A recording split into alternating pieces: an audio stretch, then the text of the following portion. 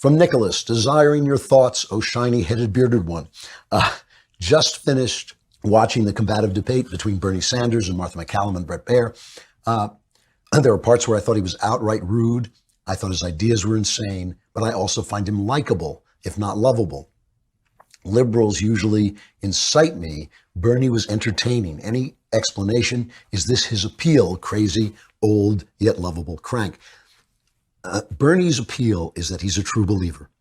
Bernie has believed in communism. He never saw the Soviet Union fall. He never saw the dead of Cuba. He's never seen the people eating roasted cats in Venezuela. He is so blind, so entirely immersed in his own world that his hypocrisy in not paying taxes, his hypocrisy in not giving a lot of money to charity, his hypocrisy in wanting to make $1 million for himself, but not wanting you to make $1 million without being taxed to death.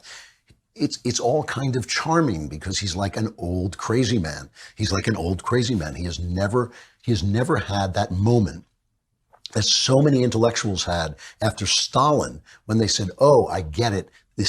This communism, socialism sounds like a good idea, but it collects power too completely in the government and it leads to abuses. He's never had that moment. So he lives in this fog of fantasy in which his own hypocrisy, his own sins in vacationing in the honeymooning in the Soviet Union while it was a slave state, in praising the mass murderer Castro and Che, those sins have never occurred to him. And there is something charming about that because it's kind of like a delightful, crazy old uncle who keeps spouting the same thing. You get kind of used to it after a while. And I think that it's different than people like Ocasio-Cortez who are ignorant and obstreperous and unkind and attack people when they're attacked because they don't want to come out of their ignorance and their stupidity.